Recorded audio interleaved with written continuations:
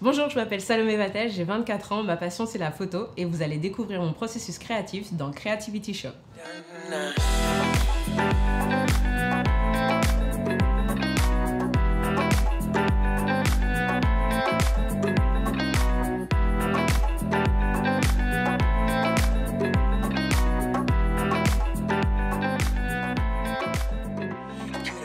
Bonjour du coup et bienvenue à tous pour cette émission Creativity Show. Aujourd'hui je reçois Salomé qui va nous parler un petit peu de son processus de création. Alors bonjour à toi Salomé. Salut Enzo. Ça va ? Ça va et toi ? Ouais, super. Petite question, j'aimerais savoir un petit peu qui es-tu ? Explique-moi un petit peu ton parcours, qu'est-ce que tu fais et puis plus encore. Je m'appelle Salomé Vatel, j'ai 24 ans, ma passion c'est la photo. J'ai pas du tout fait d'études dans le domaine artistique. C'est-à-dire que j'ai un peu appris sur le tas. J'ai un grand-père du côté paternel qui faisait beaucoup de photos. Mon père faisait beaucoup de photos aussi. Ma sœur est photographe, c'est son métier. Et disons qu'on est un peu tombé là-dedans quand on était petite. Donc c'est un peu une histoire de famille. Dès le plus jeune âge, hein, Dès le plus jeune âge, c'est ça. C'est un peu ça. À l'époque, c'était les Polaroid, donc c'était assez facile. Hein. Tu vises, tu cliques et t'as ta photo qui sort. J'ai développé un peu mes compétences de photographe, entre guillemets, en faisant du bénévolat. Okay. Donc je faisais pas mal de photos pour des événements, que ce soit type concert ou un peu bootcamp pour des jeunes. Donc j'ai fait des photos un peu dans tous les contextes, que ce soit de la salle ou du photoreportage. Et après, j'ai commencé à prendre ça un peu plus au sérieux et j'ai commencé à développer un peu plus mes techniques et à apprendre un peu plus comment fonctionne un appareil photo et un peu les règles de la photo. Et du coup, Instagram s'est développé, donc on peut partager des photos avec une communauté. Et j'ai développé un peu mon côté artistique et me lancer un peu dans des concepts de photos un peu plus, on va dire, artistiques, en découvrant notamment Lightroom et Photoshop.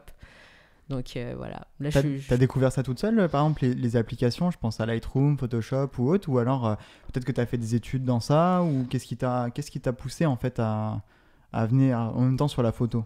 J'ai pas du tout fait de cours sur Photoshop ou Lightroom. J'avais juste une amie, en fait, elle est photographe et retoucheuse.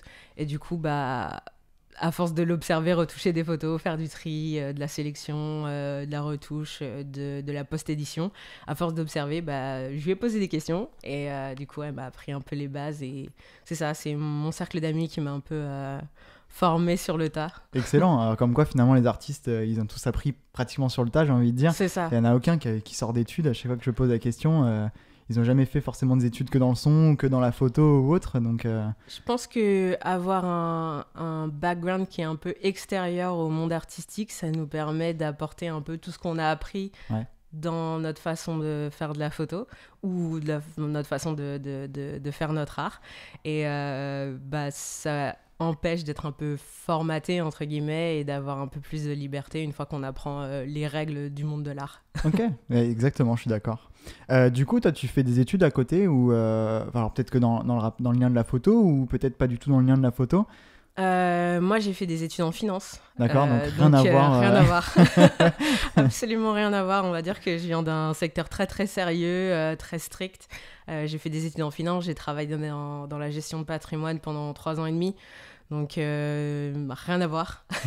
C'était très, très strict. Et du coup, c'était un peu mon échappatoire en week-end. Voilà, genre, je prenais mon appareil photo pendant mes vacances en week-end et j'allais juste me vider la tête, on va dire, avec mon appareil photo et juste me balader et faire des photos. C'était un moyen de t'exprimer en même temps, la photo ? Totalement. Au début, pour moi, c'était un outil pour raconter une histoire. Comme j'étais bénévole, je devais raconter au travers de photos ce qui s'était passé pendant l'événement, donc sous forme vraiment de reportage. Ça peut s'apparenter un peu à du journalisme, tu vois. Et après, j'ai découvert qu'il y avait énormément de possibilités, que le champ des possibles était assez ouvert en photo et que on peut faire plus ou moins ce qu'on veut avec un appareil photo et même avec un ordinateur derrière en post-édition. Donc je me suis rendu compte que je pouvais raconter aussi ma propre histoire ou je dirais sensibiliser des gens à certains sujets avec mon appareil photo en leur proposant de lire une histoire au travers d'images pour leur montrer ce qui se passe par exemple dans Paris ou ailleurs. C'est clair. Tu me parlais de sensibiliser les personnes. Est-ce que tu as peut-être une histoire à raconter sur un moment qui t'est arrivé ou une personne qui t'a vu prendre des photos ou au contraire tu as eu peut-être des contacts en même temps à qui ça a été plutôt fun? Fun je vais chercher loin. Ouais. Fun, je sais pas trop. Disons que je me suis jamais fait surprendre en mode oups, tu m'as vu en train de te prendre en photo. Non, on va dire que j'ai un cœur qui est très tourné vers les SDF. Et une fois, on se baladait dans Paris avec une amie. Et j'ai vu ce monsieur fouiller une poubelle devant un Intermarché. Et j'avais pas d'appareil photo sur moi, j'avais juste mon iPhone et j'ai pris une photo un peu cachée. Je voulais pas qu'il ait un sentiment de honte. Et j'ai posté cette photo sur Instagram et c'était juste pour montrer que je trouve pas ça normal que quelqu'un ait besoin de fouiller des poubelles pour manger. Et juste utiliser ma plateforme sur Instagram pour sensibiliser les gens et leur montrer que on peut pas laisser des gens mourir de faim dans la rue.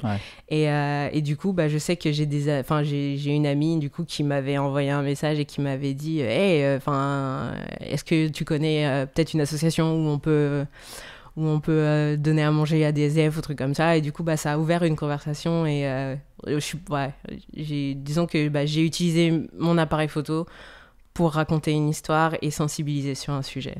Ça, c'est marrant. J'entends beaucoup raconter des histoires en photo. Comment toi, tu y arrives à justement faire ça? Est-ce que c'est juste un cliché sur le moment? Est-ce qu'il y a quelque chose qui t'inspire derrière? Comment tu y arrives? Je dirais qu'il y a un peu des deux. On peut arriver et saisir un instant. Par exemple, si on prend ce qui s'est passé à Notre-Dame, les gens qui étaient là, ils ont filmé, ils ont pris des photos, donc ils ont saisi un instant. Et après, il y a, par exemple, pour cette photo du SDF, j'ai quand même pris le temps d'observer ce qui se passait. Je voulais pas prendre encore une photo d'un SDF qui est en train de chercher à manger. J'ai pris quand même 2-3 minutes pour observer ce qui se passait, pour le regarder et me dire ok, comment est-ce que je peux raconter cette histoire du mieux possible. Et je pense que c'est juste prendre 5 minutes et avoir une pseudo-introspection. Moi, ça me fait sentir quelque chose. Comment est-ce que je peux retranscrire ce sentiment que j'ai en moi dans une photo pour que des gens peut-être parviennent au même sentiment et que ça les pousse à l'action. Ok, intéressant. J'aime beaucoup. Merci. Du coup, tu m'as raconté un petit fun fact. Enfin, un fun fact, j'allais dire il est à moitié fun, mais derrière, il y a vraiment quelque chose, il y a vraiment de l'aide. On voit vraiment que tu essaies d'aider quelqu'un, enfin, en tout cas, de partager en tout cas ta vision auprès d'autres personnes. Tu utilises beaucoup les réseaux sociaux, les réseaux sociaux, c'est ça que tu m'as dit? Pas mal, ouais. Instagram, c'est une plateforme qui, pour moi, est extraordinaire, qui peut être aussi un piège.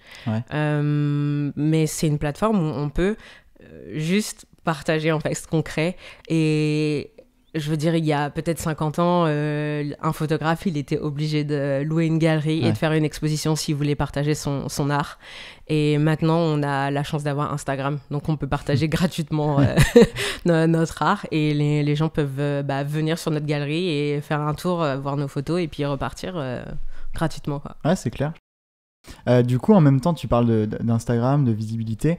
T'as d'autres projets à côté, peut-être en même temps que ce que tu fais personnellement? Ouais, avec ma sœur, il y a 2 ans et demi, on a démarré un magazine, un web magazine, ça s'appelle Stoté Magazine, où on parle justement un peu de tout ce qui est créativité, processus créatif, et on a des interviews d'artistes ou des photoreportages. Donc on a eu des gens qui sont très connus sur les réseaux sociaux. Par exemple, on a réussi à avoir une interview de Explore with Max, nice. Qui est un gros photographe de tout ce qui est outdoor et voyage. Donc il a accepté de nous partager quelques photos et un peu justement comment il en est arrivé là et un peu son processus créatif et comment il utilise les réseaux sociaux. On a des articles qui sont un petit peu plus engagés, justement, où on va peut-être parler de ce qui nous touche en tant qu'artiste et comment nous, on voit notre art être utilisé pour soutenir cette cause. Ouais. Et puis là, on essaye de développer un peu plus le côté humain, où on va parler un peu plus un être humain, son histoire et comment on peut la raconter et où est-ce que ça peut emmener et inspirer quelqu'un. Ok. Voilà. Comment ça a démarré l'histoire de Toté Magazine du coup parce que du coup c'est avec ta sœur, donc l'affiliation a été plutôt facile à la base. Justement.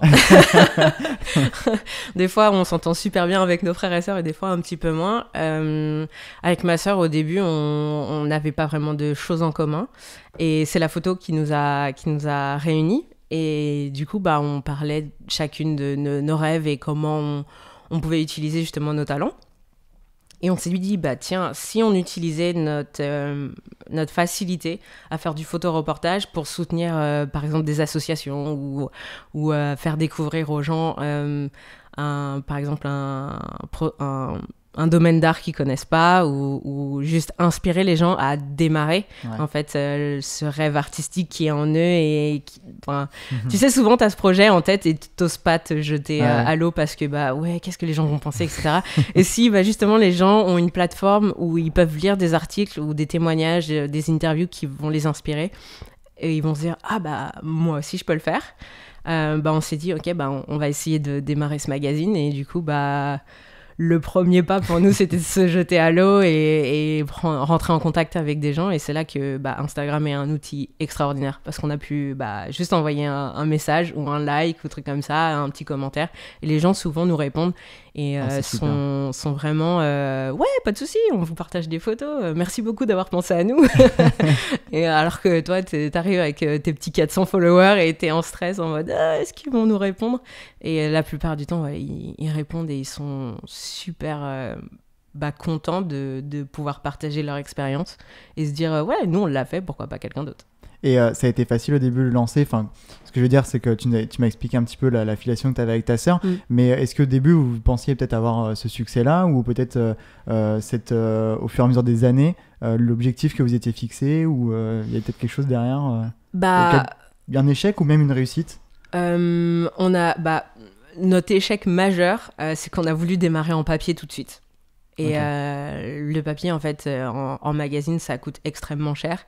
Et c'est des fonds que on pouvait pas se permettre de dégager. Ouais. Et il faut avoir des sponsors la plupart du temps pour faire un magazine qui est assez épais. Parce que s'il y a de la publicité dedans, ça te baisse les coûts pour produire ce magazine. Ouais, c'est clair. Et ça, c'est quelque chose que quand tu démarres ton projet, t'es à fond, tu rêves d'avoir ton magazine papier, tu te dis ouais, on va se balader dans Paris, comme ça les gens ils vont l'acheter. Et au final, personne l'a acheté. Enfin, on a des amis, tu vois, qui nous ont soutenus, qui ont acheté le magazine, mais au final, on s'est précipité dessus. Et on a arrêté le format papier. Et on s'est concentré sur le format numérique. Et on s'est dit, si on arrive à avoir une communauté en numérique, on reviendra peut-être au papier plus tard.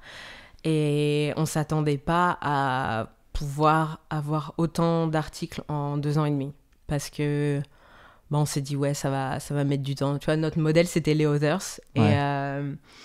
Et c'est toujours notre modèle en fait, les Others. On aime énormément leur ressource d'inspiration. C'est ça. On aime énormément leur papier. Et en fait, on a été à leur premier festival, les Others Outdoor Festival. Ouais.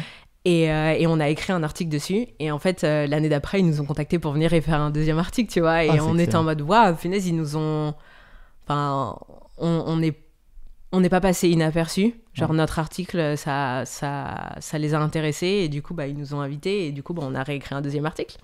Donc on était super contente d'avoir cette opportunité-là. C'est clair, je suis entièrement d'accord. Du coup, qu'est-ce que toi, tu penses du format papier? Est-ce que potentiellement, tu m'as dit que tu allais y revenir. Est-ce que tu penses que ça a un avenir encore global ou quelque chose peut-être un peu plus très précis pour un type de public, J'ai remarqué, grâce aux tendances Instagram, que les gens aimaient avoir un beau magazine, du beau papier, pour pouvoir lire, pour pouvoir mettre en fond dans ton coin sur ta photo. C'est bête, hein, mais les gens aiment bien avoir quand même du papier. Nous, si on retourne au papier, on aimerait que ce soit du papier recyclé et dans un processus où si on a des invendus, on peut les renvoyer pour que ce soit recyclé. Et c'est assez compliqué de trouver un imprimeur qui soit pas trop cher et qui ait cette démarche derrière. Ouais. Donc pour l'instant, c'est une idée qu'on garde, et quand on sera prête à lever les fonds pour ça, on le fera volontiers, vraiment. J'aime beaucoup cette démarche écologique derrière qui revient de plus en plus, j'ai envie de dire à la mode, mais finalement c'est le futur aujourd'hui, on pense vraiment à ça. Comment fonctionne Stoté Magazine aujourd'hui ? Est-ce que je veux dire, ça se porte bien ? Est-ce que tout va comme vous voulez ? Pour l'instant, on va dire qu'on fait un peu plus. En fait, on s'était mis un rythme, c'est-à-dire qu'on s'était dit, ok, il faut qu'on publie un article par mois, et avec notre vie perso et un peu tout ce qui s'est passé sur l'année dernière principalement. On s'est dit qu'on n'allait pas se mettre la pression, qu'on allait plus écrire quand on a quelque chose d'important à dire, pour pas produire du contenu juste pour produire du contenu, mais pour vraiment avoir un contenu qui soit pertinent et qui apporte vraiment des clés aux gens. On voulait pas tomber dans vous allez recevoir une newsletter par mois et au final les gens se désabonnent parce que le contenu il est pas riche et il rapporte rien, il apporte rien aux gens. Donc c'est plus rentrer dans cette idée de ok, on va suivre notre inspiration et le rythme, et peut-être parler des sujets qui sont importants quand on est créatif et artiste en France, et juste en passant du temps avec les gens. Ouais, ok. Voilà. Des expositions peut-être pour le futur, parce que je vois que sur votre Instagram, d'ailleurs que je mettrai en lien dans la description, mais vous avez beaucoup de photos, de magnifiques photos d'ailleurs. Est-ce qu'il va y avoir des expositions ? On aimerait. Vraiment, on a essayé de faire une exposition l'année dernière, et au final, les choses sont pas forcément arrivées à bout. Mais c'est un projet qu'on garde. On aimerait vraiment pouvoir faire une expo et peut-être vendre les tirages pour que ça rapporte de l'argent à une association, qu'on puisse stoter, en fait en danois ça veut dire soutenir. Okay. Et si on peut soutenir en partageant justement notre contenu créatif, on le fera volontiers. Donc l'expo ça reste aussi dans nos idées, dans nos plans d'avenir. Cool. C'est quoi le prochain projet ? J'ai hâte de savoir. Prochain projet. J'ai commencé à travailler, mais là c'est plus personnellement, sur une série de tirages que les gens pourront acheter. Et en fait, en tant que créatif, on est des êtres très sensibles et on est exposé très facilement à la comparaison, à un schéma de pensée qui est nocif et à la dépression. Et moi, je suis passée par là. Je suis encore en train d'en sortir parce que ça met du temps, en fait. Ouais, les séquelles psychologiques, elles mettent du temps. Et du coup, de ce que j'ai appris au travers de cette saison, c'est que l'entourage, il est extrêmement important, et les phrases qu'on entend, elles ont un impact très profond dans notre schéma de pensée. Donc, le projet sur lequel je travaille, c'est que les tirages seront accompagnés en fait d'une carte que les gens pourront donner à quelqu'un qui en a besoin, ou la garder pour eux si eux ils en ont besoin, avec une phrase qu'ils pourront retenir facilement et qu'ils pourront dire à haute voix dans une situation où ils vont avoir besoin d'être encouragés, d'être boostés et quelque chose comme ça. Moi, j'ai eu la chance d'être soutenue par deux de mes meilleures amies. Je les appelle un peu genre mes guerrières, tu vois. quand j'étais vraiment, vraiment mal, ces deux amies-là, elles me rappelaient tout le temps que ça va aller, en fait. Ouais. Genre, là, aujourd'hui, c'est pas une journée top, c'est une journée compliquée, mais demain, ça va aller et le meilleur reste à venir. Donc, continue de... Genre, ça va aller, en fait. T'inquiète pas. Déjà, t'es pas toute seule. On est avec toi et ça va aller. Et je pense que c'est une phrase qu'on a un peu tendance à oublier. On se laisse très vite emporter par ce qui se passe. Voilà, il y a quelque chose qui arrive et nos émotions, on peut pas les les émotions sont là, on peut pas les écraser, on peut pas les effacer, et c'est juste essayer de se rappeler que ça va aller, t'inquiète pas, genre aujourd'hui ça craint, mais demain ça va aller, et si demain ça va pas, c'est le jour d'après que ça va aller, et c'est juste y aller un jour après un jour, un pas après un pas, et voilà, marcher doucement vers une guérison, ou du moins une situation beaucoup plus stable.